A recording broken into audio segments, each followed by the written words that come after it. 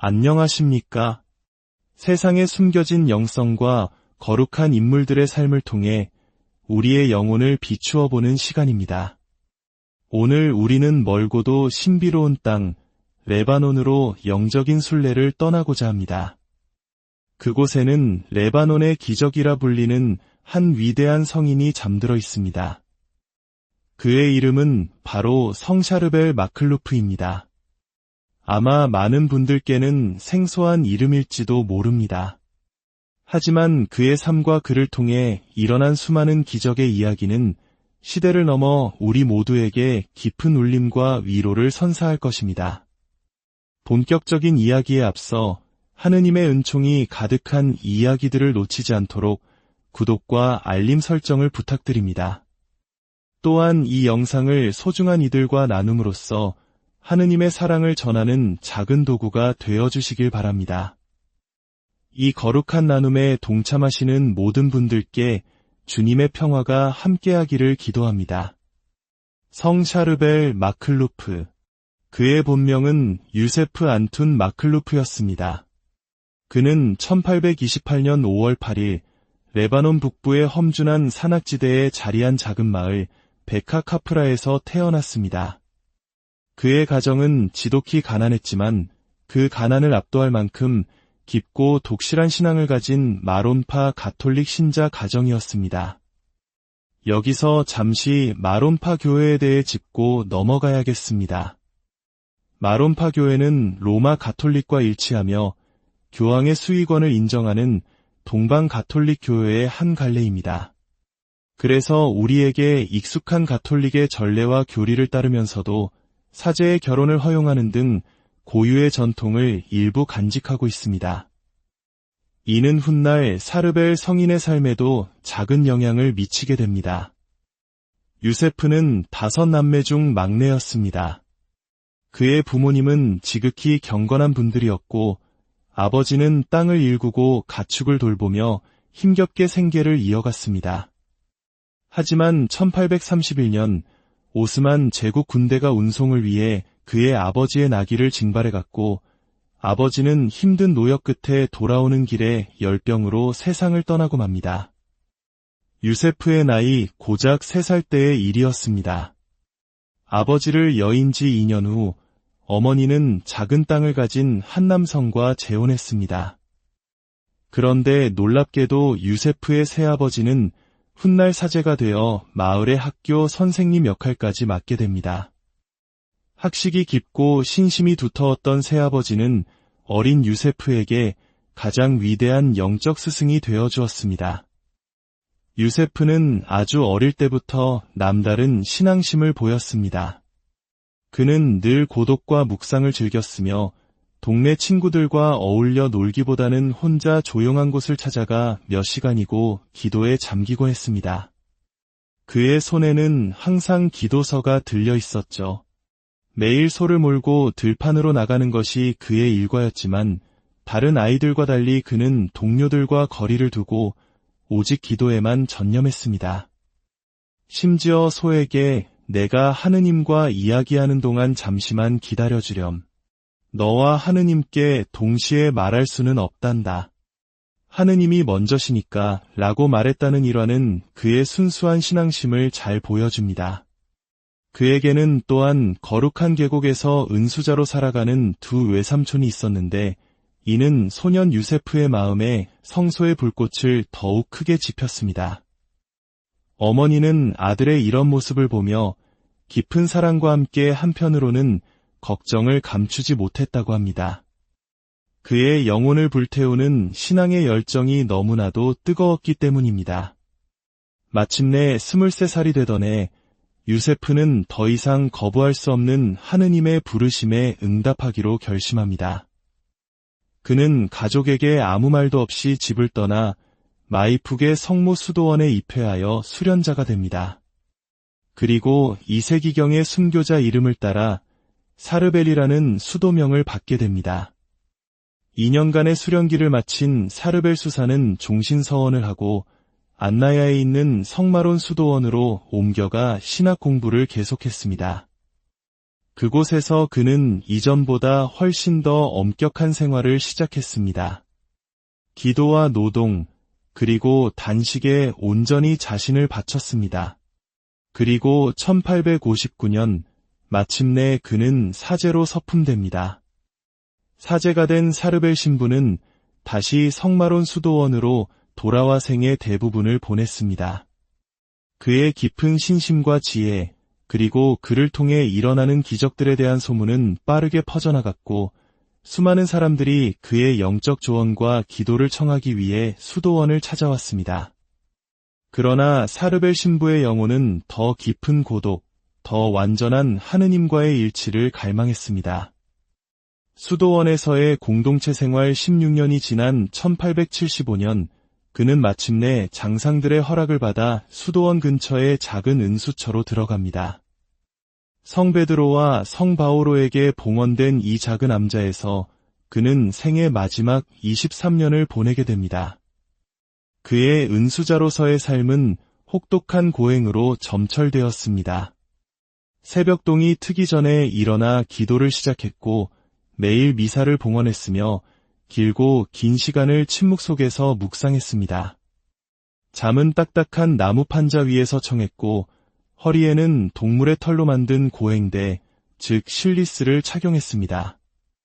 이는 쇠붙이가 박힌 거친 띠로 육체적 고통을 통해 그리스도의 순환에 동참하고 자신을 끊임없이 단련하기 위함이었습니다. 그의 식사는 직접 키운 채소와 풀뿌리, 그리고 딱딱한 빵 조각이 전부였으며 하루 한 끼만 먹는 단식을 자주 실천했습니다. 이러한 혹독한 삶은 한국의 위대한 불교 승려들이 깨달음을 얻기 위해 행했던 고행의 모습을 떠올리게 합니다. 종교는 다르지만 세속적인 것을 버리고 오직 진리를 향해 나아가는 구도자의 모습은 인류 보편에 깊은 감동을 줍니다. 사르벨 성인은 또한 극도로 겸손했습니다. 그는 자신에게 쏟아지는 세간의 관심을 피했으며 자신을 통해 일어나는 모든 기적은 오직 하느님께로부터 온 것임을 분명히 했습니다. 어느 날 한 수사가 병든 이를 위해 기도해달라고 청하자 사르벨 신부는 저는 그럴 자격이 없는 사람입니다. 저보다 훨씬 거룩한 다른 수사님들께 부탁하십시오 라며 간청을 거절했다는 일화는 그의 깊은 겸손을 보여주는 유명한 이야기입니다. 그의 삶에는 놀라운 기적들이 끊이지 않았습니다. 가장 유명한 일화는 물로 불을 밝힌 등불 이야기입니다. 그가 은수자가 되기를 청했을 때 수도원장은 그를 시험해보고자 밤늦게까지 보고서를 작성하라는 지시를 내렸습니다. 사르벨 신부가 등불에 기름을 채우기 위해 부엌으로 갔을 때 한 하인이 짓궂은 장난으로 기름 대신 물을 채워주었습니다. 그러나 사르벨 신부가 등불에 불을 붙이자 놀랍게도 등불은 마치 최상급 기름을 채운 듯 환하게 타올랐습니다. 이 사실을 알게 된 수도원장은 이것이 하느님의 뜻임을 깨닫고 그의 은수 생활을 허락해 주었다고 합니다. 이뿐만이 아닙니다. 그가 축복한 빵과 포도주는 결코 줄어드는 법이 없었고 그의 기도는 메뚜기 떼의 습격으로부터 수도원의 밭을 지켜냈습니다. 당시 메뚜기 떼는 굶주림과 죽음을 몰고 오는 재앙과도 같았지만 유독 사르벨 신부가 축복한 밭만은 아무런 피해를 입지 않았습니다. 종교를 가리지 않고 수많은 사람들이 병든 가축과 가족, 그리고 자신들의 삶을 위해 그의 축복을 청하러 왔고 그의 기도를 통해 수많은 기적이 일어났습니다. 그는 또한 성모 마리아에 대한 신심이 지극했습니다. 늘 묵주를 손에 쥐고 있었으며 잠을 잘 때조차 묵주를 놓지 않았다고 전해집니다. 깊은 기도 중에 성모님께서 발현하시어 그에게 묵주를 건네주셨다는 이야기는 그의 성모 신심이 얼마나 깊었는지를 보여줍니다. 1898년 12월 16일 사르벨 신부는 여느 때처럼 미사를 집전하던 중 갑작스러운 뇌졸중으로 쓰러졌습니다.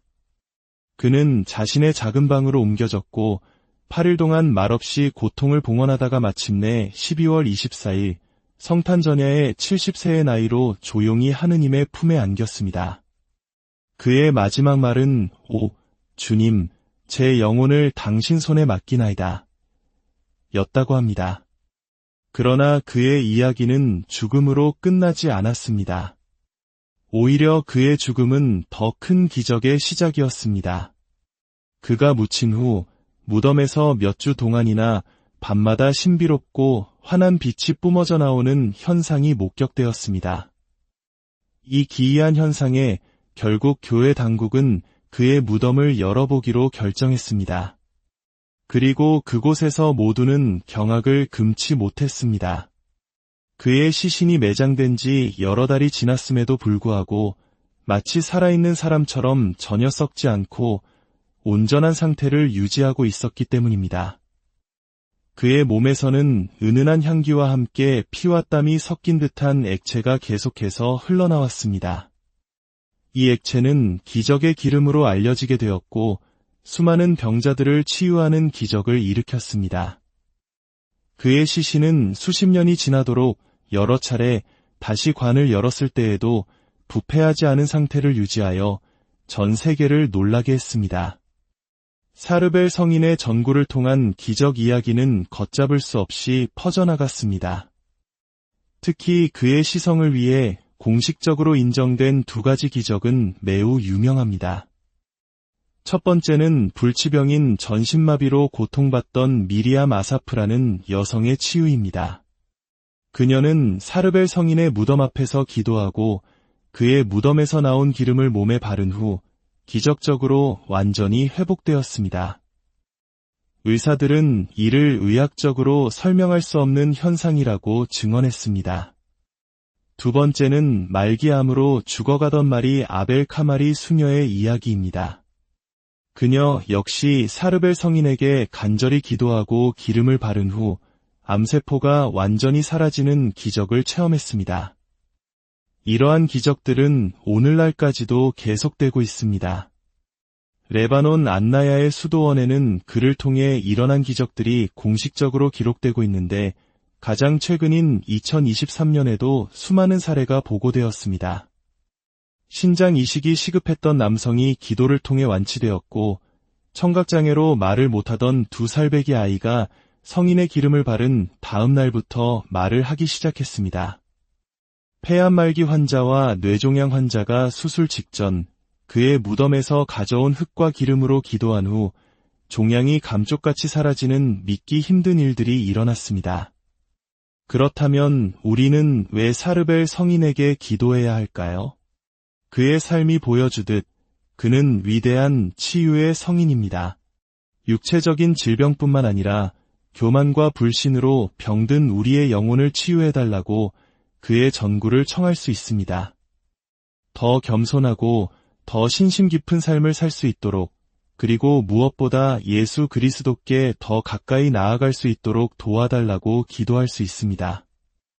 성 샤르벨 마클루프의 이야기는 레바논을 넘어 전 세계 수많은 신자들에게 영감을 주고 있습니다. 그의 삶은 우리에게 거룩함이란 특별한 사람들에게만 주어지는 것이 아님을 일깨워줍니다. 삶의 어떤 상황 속에서도 하느님의 사랑 안에 머물며 그분의 뜻을 찾고자 노력하는 모든 이에게 열려있는 길임을 보여줍니다. 침묵과 기도, 그리고 하느님과의 완전한 합일 속에서 가장 위대한 기적이 피어난다는 것을 그의 삶은 웅변하고 있습니다. 오늘 함께 나눈 성 샤르벨 마클루프의 이야기가 여러분의 마음에 깊은 평화와 희망의 씨앗을 심어주었기를 바랍니다. 그의 전구를 통해 여러분과 여러분의 가정에 필요한 모든 치유와 은총이 가득하기를 기도합니다.